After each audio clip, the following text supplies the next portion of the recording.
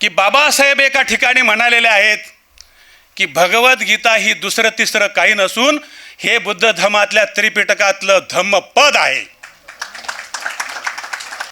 बुद्धाचं महापरिनिर्वाण ज्या वेळेला झालं त्यावेळेला बुद्धाचं महापरिनिर्वाण झाल्यावर बुद्धाच्या वारस जे होते ते 8 वंश होते.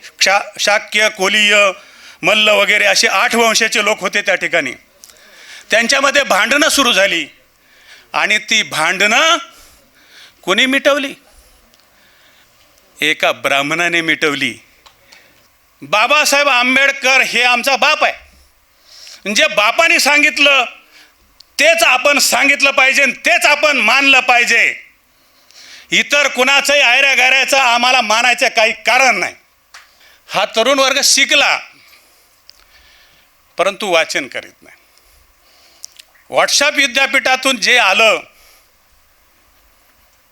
ते जागतिक षडयंत्र हे आमच्या ह्या तरुणाईवर हावी होण्याचा प्रयत्न होत आहे. आणि त्या जागतिक षडयंत्राला रोखण्यासाठी आणि ह्या तरुणाईंना पुन्हा प्रबुद्ध विचार व्यवस्थितपणे त्यांच्यामध्ये आणण्यासाठीची जबाबदारी आपल्या सर्व प्रबुद्ध लोकांची आणि आपल्या बरोबरच्या सगळ्या लोकांची आहे आणि ती आपल्याला आता अतिशय चोखपणे पार पाडायची आहे. इथं कोणीतरी म्हणालं की चिवर घालून आंदोलन करता, तर त्या बुद्ध भिक्खूंनी सुद्धा सर्व आदरणीय की तो बुद्धाचा विचार जपण्यासाठी या आंदोलनाला अजिबात हिंसक होऊ दिलं नाही. ही आपल्यासाठी नव्हे, जगातल्या सर्व लोकांसाठी, आपल्या बुद्ध लोकांसाठी अतिशय अभिमानाची गोष्ट आहे की जो हिंदू धर्म आहे त्या हिंदू धर्मामध्ये जे कर्मकांड, ज्या अंधश्रद्धा आहेत त्या जर काढून टाकल्या तर हिंदू धर्म म्हणजे काय होतो? तर हिंदू धर्म म्हणजे हा दुसरं तिसरं काय नसून बुद्ध धर्म आहे. आम्हाला ब्राह्मणाच्या विरुद्ध, आम्हाला आणखी कुणाच्या तरी विरुद्ध, आम्हाला आणखी कुणाच्या तरी विरुद्ध आणि विशेष करून हिंदू धर्माच्या विरुद्ध भडकवण्याचं जे कारस्थान चाललेलं आहे हे केवळ हिंदूचं नाव घेऊन म्हणून नव्हे तर वेगवेगळ्या कारणाने या ठिकाणी भडकवण्याचं काम बुद्ध समाजाला, प्रबुद्ध समाजाला करण्याचा प्रयत्न चाललेला आहे. आणि ह्याच समाज जो आहे हा मिलिटंट आहे आणि मग त्याला पकडून त्या भावनिकतेला आपल्याला या ठिकाणी अराजकतेकडे नेण्याचा, एकटं वेगळं पाडण्याचा माझ्या प्रस्तावनेमध्ये सगळं लिहिलं मी. हे जे अराजकताचं जे केंद्र या देशामध्ये सुरू झालेला आहे त्याचा जो कंट्रोल आहे तो जगातले सर्वात मोठे तत्वज्ञानी श्याम पित्रोदा हे अमेरिकेत बसले तिथून सुरू झालेला आहे. आणि ते श्याम काका आमचे ते आमच्या राहुल गांधी साहेबांना हे काय करतायत? दररोज नोट्स पाठवत आहेत आणि जे तिथून येतंय तेच आमचे आदरणीय राहुल गांधी साहेब बोलत आहेत आणि त्यांचे सगळे जे आहेत ती सगळी मंडळी बोलत आहेत. आत्ता जे काही मतचोरीचा जो विषय आणलेला आहे हा मतचोरीचा विषय हा जो आणला आहे याच्या भोवती अराजकताच आहे. याच्या केंद्र अराजकता आहे. याच्यातून अराजकता निर्माण करायची, संविधान बदलणार आहे याच्यातून अराजकता निर्माण करायची. आपल्या मंडळींना हे कळायला पाहिजे की बुद्ध धर्माचे 89 पंथ आहेत. महायान, हीनयान, वज्रयान हे सगळे 89 पंथ आहेत. त्याचं सगळं डिटेल माझ्याकडे आहे. हे 89 पंथापैकी कोणत्या यानाच्या ताब्यामध्ये बुद्ध धम्म ते महाबोधी विहार द्यायचं? बाबासाहेबांनी जो धम्म दिला तो धम्म पुढे नेण्यामध्ये महाराष्ट्राच्या प्रबुद्ध समाजाचा फार मोठा सिंहाचा वाटा आहे. बंधुता नीट आम्हाला समजली पाहिजे बुद्ध धर्मातली, बाबासाहेबांनी सांगितलेली, आणि आम्हाला बुद्धाच्या याच्यामधली सम्यक दृष्टी आणि सम्यक जी मैत्री आहे ही मैत्री भावना आम्हाला जर समजली तर मग हिंदूही माझाच आहे आणि सगळाच आहे. आणि जर भारत बौद्धमय करीन असं बाबासाहेब आंबेडकरांचं स्वप्न होतं, तर भारत बौद्धमय करायचं असेल तर एकट्या महार समाज बुद्ध झाल्यामुळं होणार नाही, तर ब्राह्मणालाही बुद्ध करावं लागेल, सगळ्या जाती धर्माला बुद्ध करावं लागेल, तेव्हा बाबासाहेबाचं स्वप्न साकार होईल. त्या पद्धतीनं आपण, त्या दृष्टीनं आपण पुढे जाऊया. विश्ववंदनीय विश्वगुरू, विश्वातील सर्व विषयाचे प्रथम शास्त्रज्ञ, विश्वशांतीदूत तथागत भगवान गौतम बुद्ध, बोधिसत्व परमपूज्य डॉक्टर बाबासाहेब आंबेडकर, राजर्षी छत्रपती शाहू महाराज, छत्रपती शिवाजी महाराज, अहिल्यादेवी होळकर, संत कबीर, संत तुकोबराय, संत गाडगे बाबा, मातोश्री रमाई, सर्व सम्राट अशोकापासून ते बुद्ध धर्माचा सर्व प्रसार प्रचार करणारे आणि जगामध्ये बुद्ध धम्म पसरवणारे सर्व धम्माचे प्रमुख प्रचारक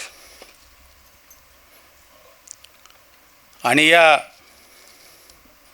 बौद्धगया सत्य आणि विपर्यास या ॲडव्होकेट संदीप जाधव लिखित पुस्तक प्रकाशनाच्या सोहळ्याचे अध्यक्ष ॲडव्होकेट अनार्य पवार, या कार्यक्रमाचे संयोजक आमचे मित्र जयवंतराव, आमच्या 2 भगिनी नितीनराव, आदरणीय भंतेजी आणि सर्व मान्यवर पत्रकार बंधू भगिनी. खरं तर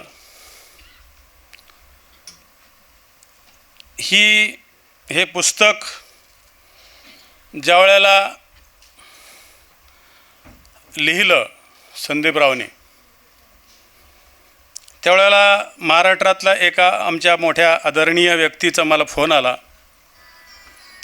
आणि त्यांनी मला सांगितलं की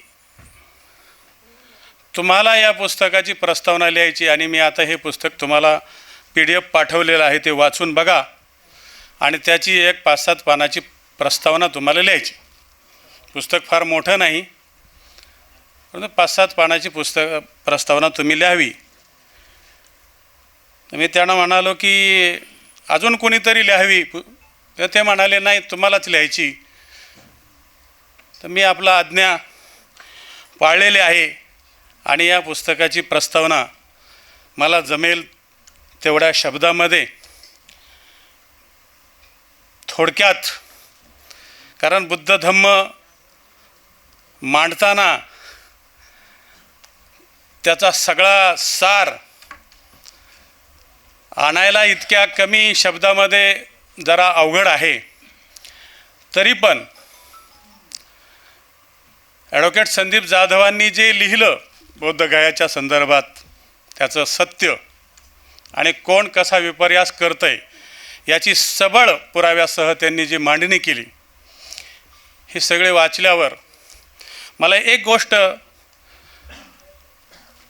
मनामध्ये क्लिक झाली की हे आंदोलन ज्या वेळेला चालू होतं त्यावेळेला महाराष्ट्रातल्या काही बड्या मंडळींनी मला विचारलं होतं की हे बौद्धगयेचं आंदोलन फार मोठं होईल का, तीव्र होईल का, हिंसक होईल का.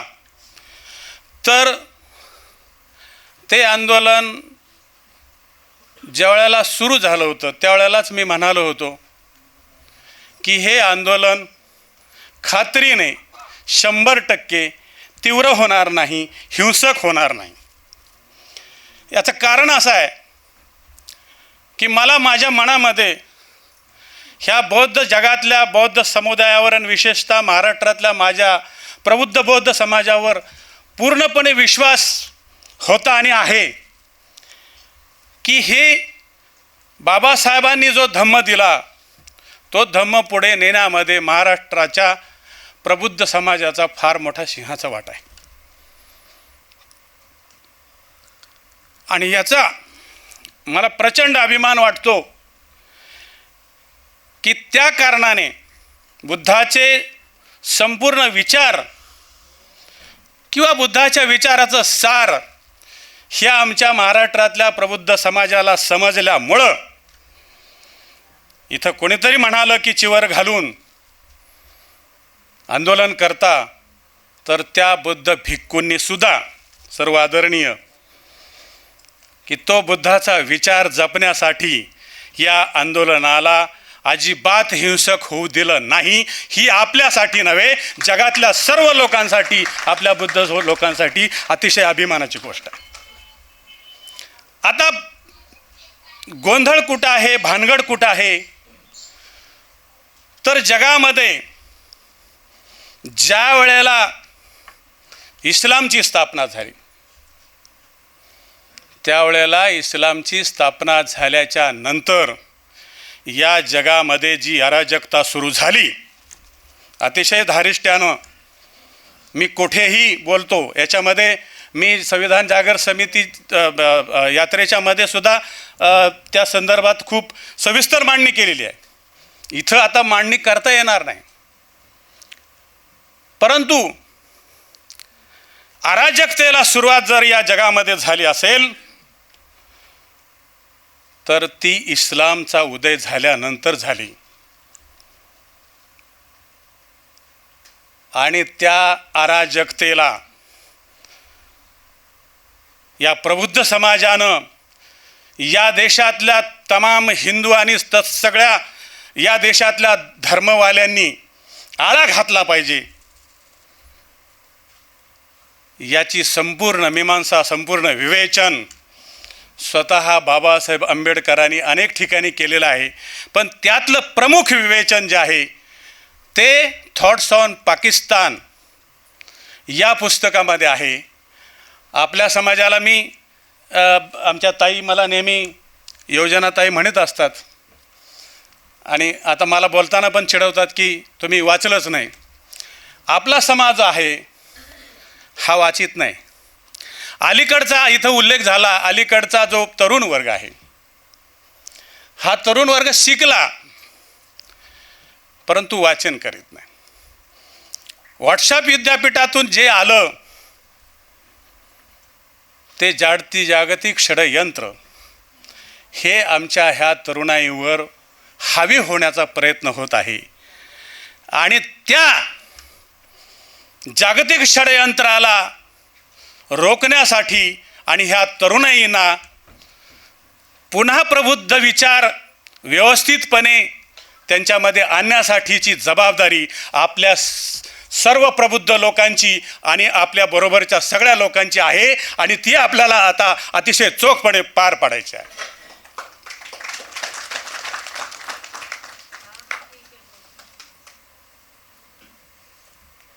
प्रत्येक गोष्टीवर 3 तासाचं भाषण होऊ शकतं, परंतु जागतिक षडयंत्र हे आहे की इथला बुद्ध संपला पाहिजे, इथला हिंदू संपला पाहिजे, इथला शीख संपला पाहिजे. हेच तर या देशातले प्रमुख धर्म आहेत.